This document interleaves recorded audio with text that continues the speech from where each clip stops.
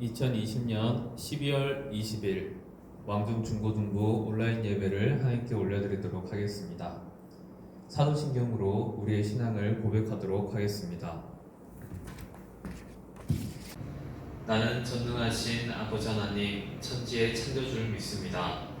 나는 그의 유일하신 아들 우리 주 예수 그리스도를 믿습니다.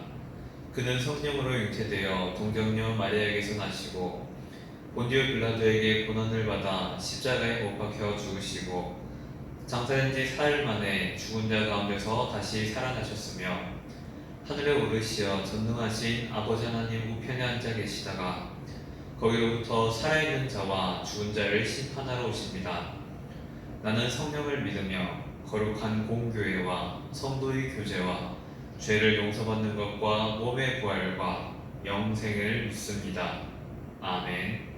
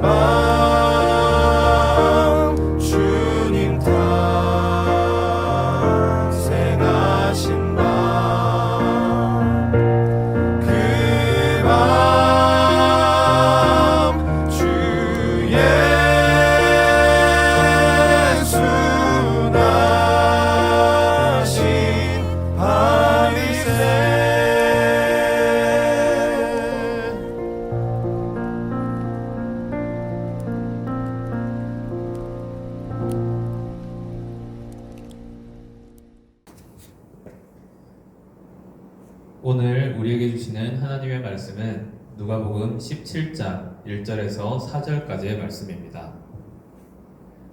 제가 봉독해 드리도록 하겠습니다. 예수께서 제자들에게 이르시되 실족하게 하는 것이 없을 수는 없으나 그렇게 하게 하는 자에게는 화로다. 그가 이 작은 자 중의 하나를 실족하게 할진대 차라리 연자 맷돌이 그 목에 매어 바다에 던져지는 것이 나으니라. 너희는 스스로 조심하라. 만일 내 형제가 죄를 범하거든 경고하고 회개하거든 용서하라. 만일 하루에 7번이라도 내게 죄를 짓고 7번 내게 돌아와 내가 회개하노라 하거든 너는 용서하라 하시더라. 아멘. 안녕하세요. 12월 20일 대림절 네 번째 예배입니다. 이번 대림절은 좀 쓸쓸하기도 하고 영 어색하기도 하고 그렇습니다. 저뿐만 아니라 모든 분들이 그렇겠죠. 대림절날 성탄절을 장식하고 선물을 나누고 성탄절 발표 준비도 하고 참 그랬어야 했는데 이번에는 참 다들 처음 겪어보는 일들이라 좀 쓸쓸하기도 한데 그럼에도 불구하고 우리는 또 다른 선을 행할 수 있는 기회는 많으니까 우리가 비록 이 교회에 모여서 예배 드릴 수는 없지만 우리가 각 가정으로 지금 발송되는 그 택배 그리고 그 빈 공간에 여러분들이 채울 수 있는 만큼만 조금 채워서 주변 사람들한테 나눔을 할 수 있다면 비록 우리가 교회에서의 모임을 가지지 못하지만 하나님께서 그리고 예수님께서 우리에게 말하시는 이 기독교의 정신은 살릴 수 있지 않을까 생각을 해봅니다. 그래서 여러분들 택배를 받지 못한다면 발송 다 됐거든요. 그래서 받지 못한 친구들은 저한테 이야기를 해주시면 선생님 통해서 이야기를 해주시면 제가 배달해 드리도록 하겠습니다.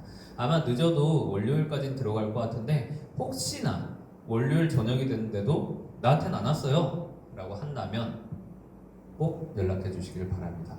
제가 늦어도 화요일이나 수요일에는 꼭 가져다 드릴게요. 자, 이제 오늘 말씀으로 들어와서 오늘 말씀 제목은 다시 한번이라고 잡아보았습니다. 대림절 네 번째 주는 화해와 용서의 촛불입니다. 화해시키고 용서한다. 누굴요? 하나님과 우리 그리고 우리와 우리를 서로 화해시키는 말씀입니다. 화해라는 거, 용서라는 거 참 힘들죠. 그런데 오늘 말씀의 핵심은 4절에서 여러분들이 같이 읽으시면서 봤었겠지만 용서입니다. 용서. 자, 그럼 어떤 사람들에 대해 용서를 하냐? 첫 번째, 10절에 있는 사람들을 보시면 의도치 않은 실수를 하는 사람들입니다. 1절 말씀 한번 볼까요? 예수께서 제자들에게 이르시되 실족하게 하는 것이 없을 수는 없으나 그렇게 하게 하는 자에게는 화로다. 두 가지로 나눠야 돼요. 첫 번째는 실족하게 하는 것이 없을 수는 없으나 요게 한 문장, 그리고 그렇게 하게 하는 자에게는 화로다.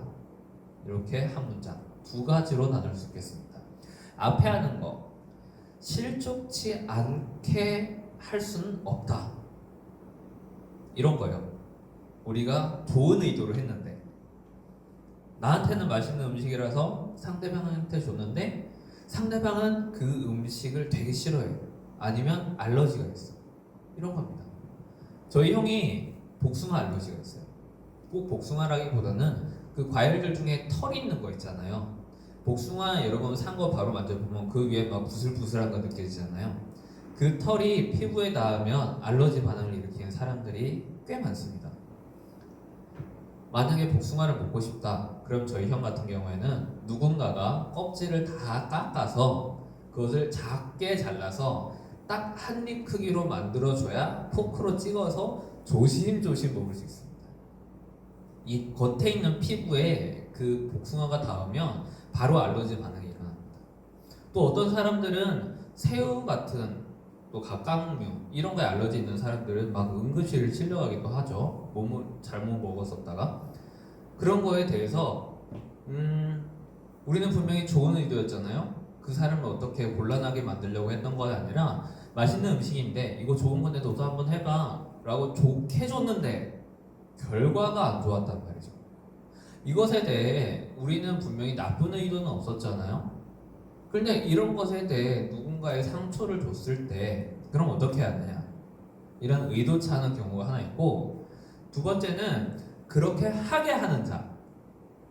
알고 있어요. 알고 있어요. 근데 그 사람들이 나쁜 의도를 가지고 그렇게 하는 것에 대해 예수님이 알고 계세요. 예수님 스스로도 바리새인이나 서기관이나 당시 권력을 잡은 자들이 자신을 죽이려 한다는 사실을 알고 있었어요. 예수님께서 이렇게 말씀하십니다. 베드로나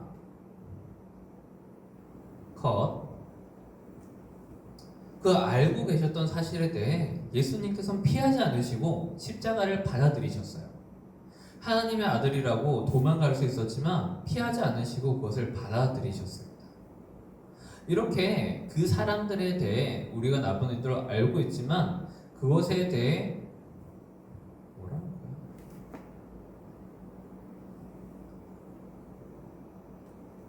바리새인들이나 서기관이나 당시 권력을 잡은 사람들이 예수님을 해코지 하려 하는 사실에 대해 알고 계셨죠?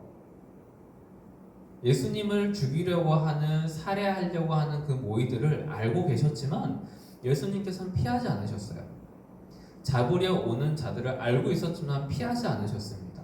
왜요?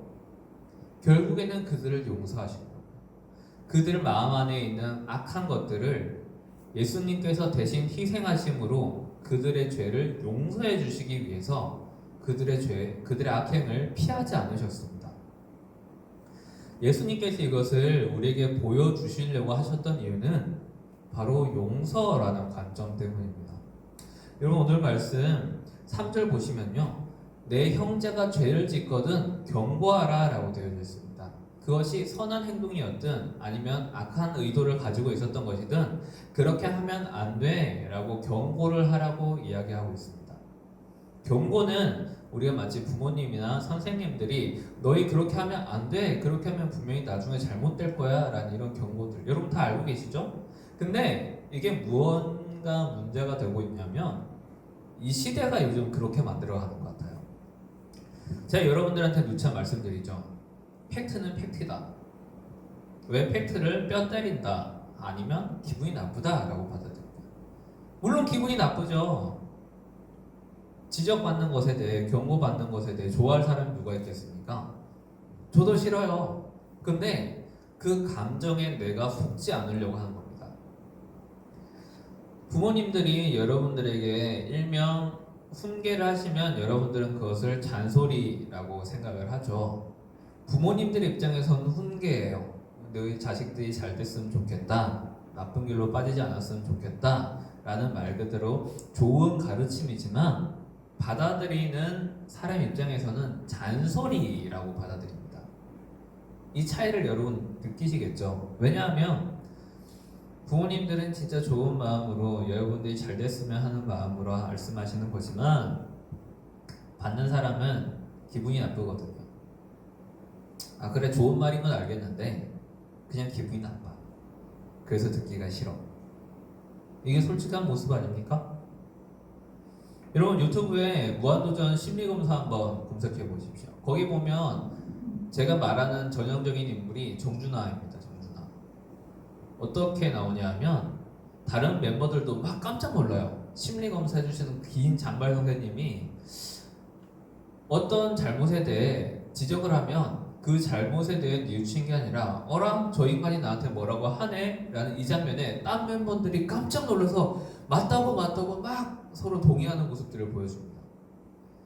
여러분, 그렇게 되면요 발전을 못해요. 다른 사람들에게 경고를 듣거든 그것이 내가 이렇게 하면 안 되는 거구나, 저 사람이 나에게 무심코 지나갈 수도 있는 말이지만 그래, 네가 어떻게 잘 되든 안 되든 그게 나랑 무슨 상관이야, 그렇게 살아라 이렇게 지나갈 수도 있잖아요. 그런데 여러분들 사랑하니까 여러분들에 대해 안타까운 마음을 가지고 있으니까 아유 저러면 안 될 텐데 라는 마음으로 그것에 대해 경고를 해주는 것에 대해 성경은 그 경고에 대해서 회개하라 라고 가르칩니다. 회개한다는 것은 나를 뉘우친다는 것이죠. 아, 저 경고에 대해 내가 이렇게 잘못했으니 하나님 나를 좀 용서해 주십시오 라고 받아들이라는 것이죠. 여러분 이거 진짜 중요한 겁니다. 인간 생활, 우리가 사회생활, 그리고 모든 가르침, 성경, 신앙 모든 걸 통틀어서 우리가 경고를 받는 것에 대해 너무 무지한 시대가 되어가요. 제가 교회 상담 이런 거 말고 진짜 밖에서 일반 심리 상담을 해주면서 제일 많이 느끼는 게 이겁니다. 거의 10명 중에 9명 아니면 10명 중에 10명은 이럴 거예요. 이럴 거면 검사하러 왜 왔지? 이럴 거면 물론 돈은 버니까 좋죠. 근데 이럴 거면 왜 왔지? 라는 생각이 막 듭니다. 결론은 하고 싶은 대로 해요. 이런 거 고민이 있다. 아니면 이런 상태인데 이런 걸 내가 어떻게 풀어가야 되냐 라는 것들에 대해 말씀을 해주시는 분들이 있어요. 그런데 대부분 이미 본인이 하고 싶은 답은 정해져 있어요. 그럼 왜 오지? 라고 생각을 해보잖아요.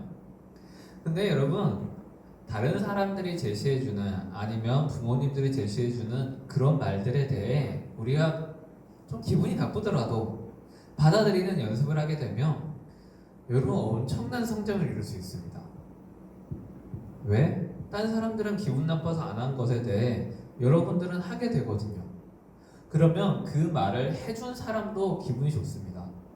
그리고 어떤 생각이 드냐면 쟤는 듣는 귀가 있으니까 앞으로 쟤한테는 무슨 말을 해도 되겠다 말하는 사람도 마음이 열립니다. 그런데 이런 건 좀 안 했으면 좋겠어요 라고 했을 때 당신이 뭔데? 라고 반응하잖아요. 그럼 그 다음부터 입을 닫아버립니다. 쟤는 말해도 안 되는구나, 그냥 무시하자, 제 인생이니까 나랑 상관없으니까, 이렇게 됩니다. 여러분은 뭘 선택하시겠습니까? 우리가 경고를 받았을 때 그것에 대해 인정을 하고 회개를 할 것인가, 아니면 감정적으로 대처하고 네가 뭔데? 라고 할 것인가. 여러분 그러면 결코 화해나 용서가 이루어질 수가 없죠. 우리가 이것에 대해 우리가 왜 그 말을 받아들여야 돼요? 라고 할 때 4절에서는 그 형제가 회개하거든 하루에 7번이라도 용서해 주라 라고 합니다. 하루에 7번이나 잘못을 저지른다 라는 거는 진짜 혼나야겠죠. 진짜 맞아야 됩니다. 근데 그것에 대해 회개하거든, 자신의 잘못을 뉘우치거든 용서하라 라고 이야기를 합니다. 왜? 누구나 실수할 수 있고 누구나 잘못을 저지를 수 있으니까. 어제는 제가 누군가를 용서해주는 입장이라고 한다면 오늘은 제가 용서를 받아야 하는 입장일 수도 있잖아요. 그렇기 때문에 우리는 누구나 실수할 수 있고 누구나 잘못할 수 있습니다.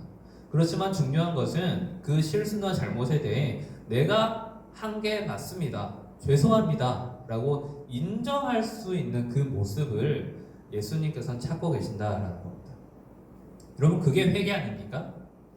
우리가 성경을 읽다가 찬양을 듣다가 마음에 찔림이 생기고 누군가에 대해 그때 내가 이렇게 하지 말았어야 됐는데 그런 생각이 든다면 회개하십시오. 그리고 그런 마음이 든다는 것 자체가 우리 안에 계신 성령님이 그것에 대해 얼른 회개하고 하나님과 화해하라라는 사인입니다. 그리고 그러한 죄들이 없어지고 옅어질 때 우리가 하나님의 목소리를 더 청종할 수 있고 하나님께서 우리에게 내리시고자 했던 그 은혜들을 더 누릴 수 있게 된단 말이죠. 누군가가 생각나십니까? 자기 반에서 너무 짜증나는 애가 생각납니까? 오늘 말씀에서는 그런 사람들을 용서해 주랍니다. 화해시키랍니다.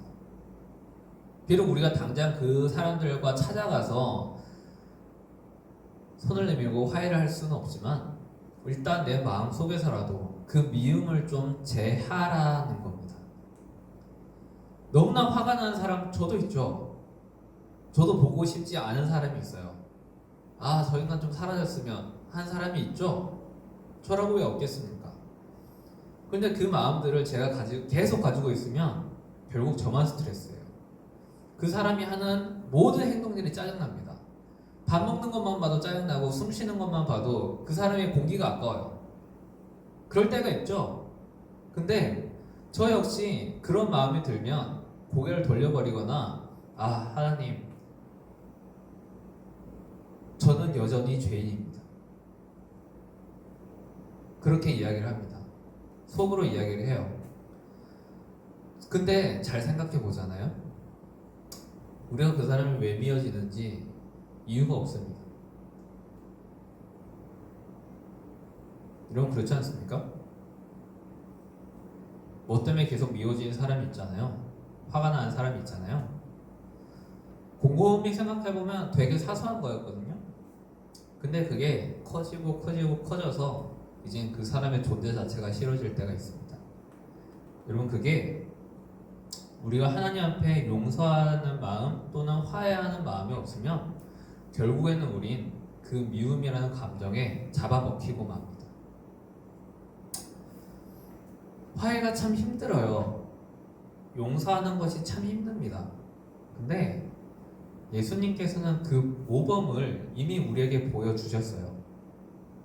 바리새인들이나 서기관들이 예수님을 죽이려고 할 때 그 죽이려고 하는 모습에 대해 예수님께서 피하지 않으시고 그 죽음을 받아들이셨어요. 왜냐하면 그렇게 해야만 미워하는 자들에 대해서도 내가 너희들까지도 다 사랑하고 있단다. 너희들에게 용서받을 기회를 줄게 라는 모범을 제시해 주시잖아요. 우리 같은 사람도 용서받을 수 있다는 길을 열어주시기 위해 예수님께서는 친히 희생자가 되신 거죠. 왜? 용서해 주시기 위해, 화해시키시기 위해, 우리를 위해 희생되셨다라는 겁니다. 그래서 이 대임절 네 번째, 이제 마지막 첫 번째, 두 번째, 세 번째, 네 번째 주가 지나가면서 예수님의 성탄이 이제 며칠 앞으로 다가왔던 이 시점에 예수님께서는 왜 태어나셨을까를 생각해 보시면 결국에는 우리를 용서하시고 하나님과 사람들과 서로 화해시키기 위함이라는 것을 생각해 볼 수 있습니다. 그래서 여러분 오늘 말씀을 통해서 여러분들이 누가복음 17장 말씀을 통해서 우리도 죄를 짓고 또 죄 지은 사람들을 때로는 좀 가르쳐야 되는 입장이기도 취하길 때도 있을 겁니다. 그런 입장이 됐을 때 여러분 꼭 이 말씀을 기억해 보면서 예수님께서도 참 사랑하시기 위해 희생하시기 위해 그리고 서로 화해시키기 위해 이렇게 많이 고생을 하셨구나. 내가 지금 누군가 화가 나는 사람이 있고 너무 싫은 사람이 있긴 하지만 그래도 한번 용서해 보려고 해보자. 그리고 누군가 나에게 그런 말을 했을 때 내가 너무 기분 나빠만 하지 말고 저놈의 잔소리 이렇게 생각하지 말고 저 사람이 나를 얼마나 사랑했으면 얼마나 나를 아끼면 저런 말을 해줄까 이렇게 좀 좋게 생각합시다. 긍정적인 면을 가지고 하나님 저 사람이 참 저를 좋아해 주나 봅니다. 저를 참 아껴주나 봅니다. 부모님이 나를 참 사랑하시나 봅니다. 제가 엇나가지 않도록 저렇게 말씀해 주셔서 감사합니다. 여러분 그만 우리가 품었으면 좋겠습니다. 그래서 하나님께서 우리를 보시고 예수님께서 우리를 보시고 그래 우린 여전히 모나고 부족한 사람들이지만 참 네가 그렇게 하려는 마음 자체가 참 예쁘다. 앞으로 내가 너희에게 더 많은 것을 맡기겠다 라고 그런 마음이 드실 수 있도록 우리가 서로 간에 조금만 더 용서하고 조금만 더 기다려줬으면 좋겠습니다. 그게 교회니까요. 그게 예수님이고 그게 하나님이고 그게 성령님의 마음이니까요. 그래서 여러분 조금만 더 기다리자. 화를 폭발시키지 말자. 한 번만 더 참자. 휴 한 번만 더 참자. 한 번만 더 기다려보자. 다시 한번 생각해 보시고 다시 한번 용서해 주시는 우리가 되었으면 좋겠습니다. 여러분들의 그 마음을 저는 믿습니다. 왜냐하면 여러분들의 마음 안에도 예수님이 함께 계시니까요. 그 예수님께서 분명히 여러분들 이끌어 가실 겁니다. 사랑과 화해의 중재자로 말입니다. 여러분들은 평화, 샬롬을 외치는 하나님의 귀한 자녀들입니다. 그 자녀들, 하나님의 귀한 딸, 아들, 딸 분들, 올 연말 여러분들이 할 수 있는 최선을 다해서 다른 누군가를 화해시키도록, 아니면 여러분들의 따뜻한 마음을 가지고 누군가들에게 전달을 해드려서 그 사람들도 하나님의 자녀임을, 사랑받고 있는 자녀임을 확인시켜 드릴 수 있도록 여러분 결단해 주시고 또 행동해 주시기를 간곡히 부탁드립니다. 함께 기도하도록 하겠습니다. 하나님 아버지, 예수님께서는 이 땅 가운데 친히 용서하시기 위해 오셨건만 우리는 참 용서가 어렵습니다. 우리가 경고하고 회개하거든 하루에 7번이라고 용서하라고 하셨지만 우리는 그 회개도 참 힘듭니다. 네가 뭔데 감히 나를 간섭해? 라는 그 불편함으로 되려 더 큰 싸움이 일어나기도 합니다. 하나님 아버지, 그렇지만 이제는 우리가 이 말씀에 우리의 찔림을 받아 나의 잘못은 돌아보게 하여 주시옵고, 혹 나에게 그런 경고를 주는 분이 있다면 되려 그 사람에게 감사할 수 있는 마음을 가질 수 있도록 도와주시옵소서. 불편한 마음을 가질 것이 아니라 되려 감사한 마음으로 저 사람이 나를 참으로 아끼고 있구나, 저 사람이 나를 사랑하고 있구나, 그 마음 우리가 변질시키지 않도록 성령님께서 우리의 입술을 그리고 마음을 친히 주장하여 주시옵소서. 주님, 날씨가 참 많이 춥습니다. 함께 모여서 예수님의 탄생을 축하해야 할 이 시기에 우리가 아무것도 하지 못하고 그저 온라인으로만 예배를 드리고 있습니다. 참 안타깝지만 그럼에도 우리가 모험은 함께 모일 수 없지만 우리의 마음만이라도 주변 이웃들에게 따스하게 전할 수 있도록 도와주시옵고, 혹 우리가 아직도 마음에 품고 있던 이 미움이 있다면 그 마음도 이 대림절 그리고 예수님의 성탄을 축하하는 이 시기에 모두 다 날려버릴 수 있도록 도와주시옵소서. 예수님의 보혈에 의지하여 우리가 기도할 때에 모든 죄를 사해 주실 것이라 믿습니다. 우리가 비록 어린 나이에 잘못한 것들도 있겠지만 우리가 무지하였기에 그리하였습니다. 하나님, 우리의 죄를 용서하여 주시옵고 또 다른 사람들 간에 있었던 그 죄도 용서하여 주시옵고, 우리가 그 사람들에게 나아가 서로의 잘못을 이야기하고 서로 용서하며 더 서로 화해할 수 있도록, 더 나아가 사랑의 전달자가 될 수 있도록 주님, 우리를 사용하여 주시옵소서.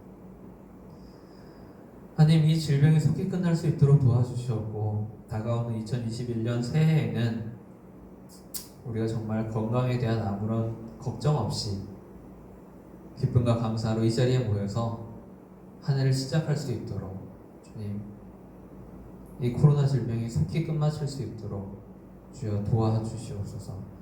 우리 선생님들, 우리 학생들, 또한 가족들, 사업장 가운데에 어떠한 불편함도 없도록 주님께서 친히 인도하여 주시옵고, 다시 만나는 그날까지 하나님의 천군 천사가 우리를 보호하여 줄 줄 믿습니다. 이 대림절 또한 성탄, 성부 영신까지 우리의 모든 한 걸음 한 걸음들을 주님께서 지켜줄 줄 믿사오며 살아계신 주 예수 그리스도의 이름으로 기도드립니다. 아멘. 지금 우리 주 예수 그리스도의 은혜와 하나님의 사랑과 성령님의 위로 교통하심이 예수님의 마음을 본받아 서로 사랑하며 서로 화해시키며 서로 용서하며 예수님의 제자로 나아가고자 결단하는 모든 지체들 가운데에 지금부터 영원토록 함께 하시기를 간절히 축원하옵나이다. 아멘.